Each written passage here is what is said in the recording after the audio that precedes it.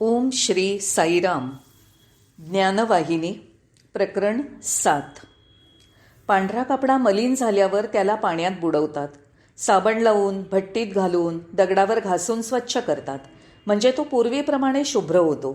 त्याप्रमाणे सच्चित आनंदरूपी आत्म्याला अज्ञानाच्या कलंकापासून शुद्ध करण्याकरता शुद्ध आचरण आणि सदाचाराचं पाणी, ब्रह्मचिंतनाचा साबण, जप ध्यानाची भट्टी आणि वैराग्याची शिला ही सर्व साधन सामुग्री आवश्यक आहे. असं केलं तरच आत्म्याचं ब्रह्मत्व प्रकाशमान होईल. पाणीच अस्वच्छ असलं तर साबण कितीही चांगला असला तरी उपयोग होणार नाही. धुण्याचे सर्व परिश्रम व्यर्थ होतील आणि कापड पूर्वीप्रमाणे अस्वच्छ राहील. साधकांचं पतन का घडतं ते यावरून कळेल. त्यांनी ब्रह्माचं बराच काळ चिंतन आणि अभ्यास केलेला असतो, पण त्यांचं आचरण आणि वर्तणूक चुकीची असते. दोष हा पाण्याचा असतो, साबणाचा नसतो. रोजच्या सवयी, कर्म आणि क्रिया नीच दर्जाच्या आणि हीन असल्यामुळे ब्रह्मावरील ध्यान व्यर्थ ठरतं. लोक अज्ञानामुळे आध्यात्मिक शासन आणि कडक आचरण हे स्वतःच्या स्वातंत्र्यावर बंधन आहे असं समजून स्वीकारायला तयार होत नाहीत. ते वेदाज्ञा आणि ईश्वराची कृपा यांची अवहेलना करतात. त्यांना या आज्ञांचं स्वरूप समजत नाही आणि पटत नाही. ते आज्ञाभंग करतात आणि त्याविरुद्ध लढाई केला जातो. गहू पेरला तरच गव्हाचं पीक मिळतं, पण मूर्ख मनुष्य अश्रू पेरतो आणि गहू उगवले नाहीत म्हणून रडत बसतो. 2+2 हे 4च होतात. मग तुमची आवड निवड काहीही असो, विश्वास असो किंवा नसो. याचप्रमाणे प्रत्येकाच्या अंतर्यामी एकच ईश्वर आहे हे अटळ सत्य आहे.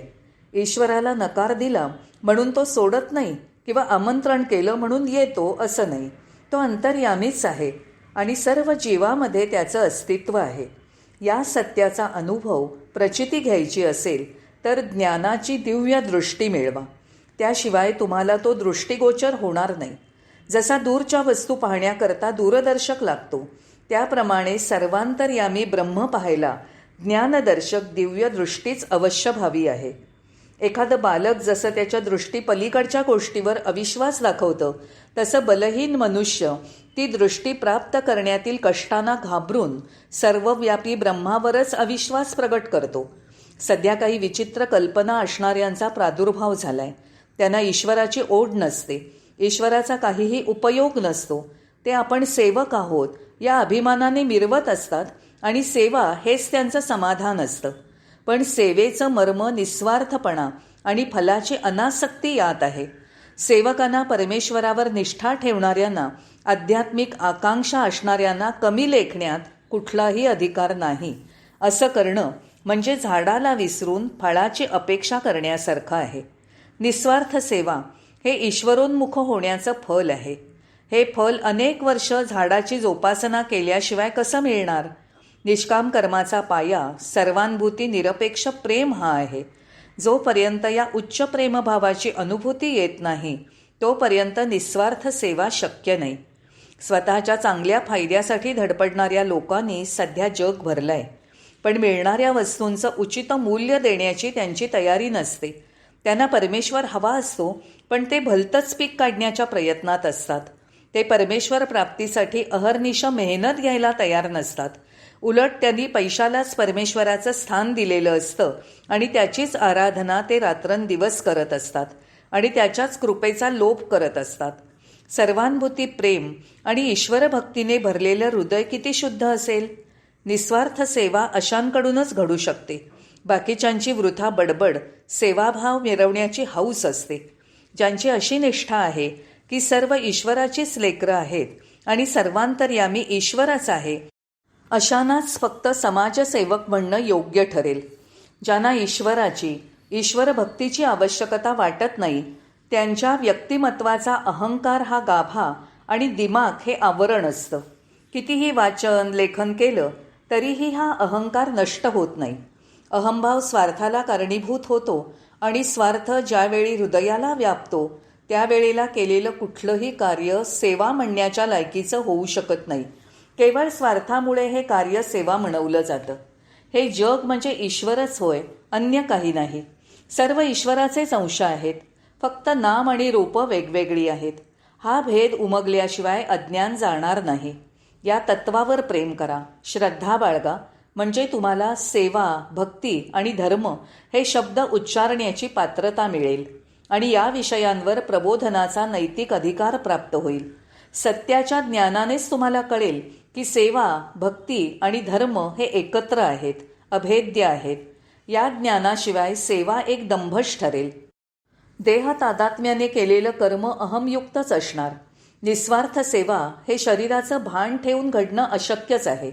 देह तादात्म्याऐवजी देव तादात्म्याने केलेलं कार्य हे प्रेमाचं दिव्यत्व प्रकाशित करतं. जेव्हा या भावनेने कार्य केलं जातं त्यावेळेला मनुष्य अजाणता निस्वार्थ दर्शविल्याप्रमाणे चांगलं कर्म करून जातो. अशा माणसाकरता ते कार्य म्हणजे ईश्वरेच्छा, प्रभू लीला, ईश्वरी कर्म असतं. प्रकाश म्हणजे सुज्ञान. प्रकाशाशिवाय सर्व अंधकारच असतो. तुमचा मार्ग प्रकाशित करण्यासाठी जर तुम्हाला ज्ञानदीप मिळवता आला नाही तर तुम्ही भय साथीला घेऊन अंधकारात चाचपडत जाल. भयासारखं दुसरं असत्य नाही, दुसरं प्रबल अज्ञान नाही. म्हणून ज्ञानाच्या सूर्यप्रकाशात मार्गक्रमण करा आणि या मानवी जन्माचं सार्थक करा. तुमच्या यशातून इतरांचं जीवनसुद्धा सार्थक करता येईल. वैराग्यसुद्धा ज्ञान आणि भक्ती यावरच अवलंबून आहे. ज्ञान आणि भक्ती वैराग्यातनं काढल्यास ते कसं ढासळतं ते ध्यानी येईल. सद्यस्थितीत आध्यात्मिक प्रगतीच्या अभावाला हेच खरं कारण आहे. साधनेमध्ये या तिहींवर भर दिला पाहिजे. त्या वेगवेगळ्या करून स्वतंत्र भर देऊन चालणार नाही. भक्तीमध्येच ज्ञानाचा समावेश आहे. जर वैराग्य हे भक्ती आणि ज्ञान यापासनं वेगळं केलं तर ज्ञानसुद्धा भक्ती आणि वैराग्यापासनं दुरावतं आणि भक्ती ज्ञान आणि वैराग्यापासनं वेगळी पडते आणि यापैकी प्रत्येकच व्यर्थ ठरतं.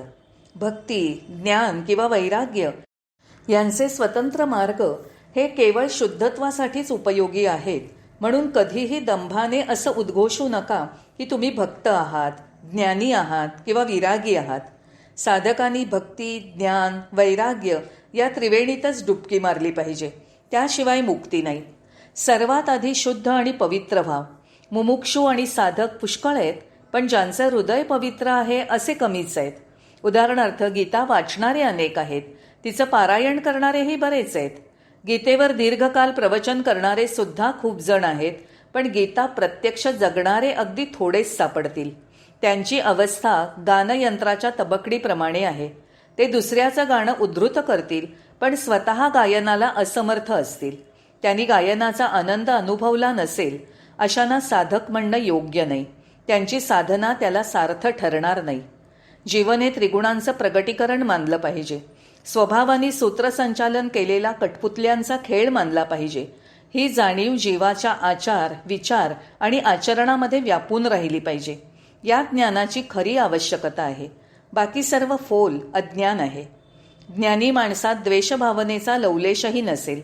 तो सर्व जीवांवर प्रेम करेल. त्याला अहंभावनेचा स्पर्शही होणार नाही आणि तो बोलल्याप्रमाणे कृती करेल. उलट अज्ञानी शरीराशीच तादात्म्य पावेल. इंद्रिय, मन या उपकरणांनाच तो मी समजेल. अविनाशी आणि शुद्ध आत्मा मनाच्या पलीकडे असल्याने हे अज्ञान त्याला कष्ट, नाश आणि दैन्य यातच अडकवतं. या विश्वातील सर्व नाम आणि रूप या विश्वप्रकृतीचे घटक असून ते मनानेच आविष्कार आहेत. म्हणून मनावर संयम करून त्याच्या स्वैरपणाला शांत करूनच सत्याचं दर्शन घडू शकतं. सरोवरावर उठणाऱ्या तरंगांना निस्तब्ध केलं तरच पाण्याचा तळ दिसू शकेल. त्याचप्रमाणे मनाला प्रक्षुब्ध करणाऱ्या, मानसपटलावर उठणाऱ्या अज्ञानाच्या लाटा शांत झाल्या पाहिजेत. मनाला अशाश्वत सुखाच्या मागे धावणाऱ्या नीच वासनांपासून दूर ठेवा. तुमचे विचार यापासून वळवून सर्वांतर्यामी परमेश्वराच्या ज्ञानापासून लाभणाऱ्या निरंतर आनंदाकडे न्या. मनश्चक्षूंसमोर विषयभोगाचे आणि ऐहिक सुखाचे दोष आणि अपयश ठेवा. असं केल्याने तुम्हाला अनासक्ती, समत्व भाव आणि आध्यात्मिक उत्कर्ष साधता येईल. सोनं मुशीतून तावून सुलाखून निघालं म्हणजे उजळतं, त्याप्रमाणे साधकाने सुद्धा योगाच्या मुशीत आणि वैराग्याच्या धगेत स्वतःला शुद्ध केलं पाहिजे. हे ज्ञान होणं म्हणजे समाधीचं चिन्ह आहे असं म्हणतात. वरील साधनेने मिळालेल्या स्वसंयमाने आत्मशक्ती वर्धिष्णू होऊन सत्यावरील अभ्रपटल दूर होईल. आपल्या आत्मस्वरूपावर ध्यान करण्याची सवय जोपासा आणि विशेषातून पुढे सर्वव्यापी वैश्विकता अनुभवायला शिका. समाधीतून मोक्ष साधन आहे याबद्दल निस्संशय असा. मूलभूत सत्याविषयीच्या अज्ञानामुळे अहंभाव उसळतो. आत्मज्ञानाची पहाट झाल्यावर अज्ञान हे त्याच्या परिवारातील चिंता, दुःख या सकट मावळेल. अहंभावाचा अभाव, वासनांचा नाश, सर्वांभूती सारखेच भेदभावरहित प्रेम ही ज्ञानी माणसाची लक्षणं आहेत. ही आत्मज्ञानाची मूलतत्व आहेत. जय साईराम.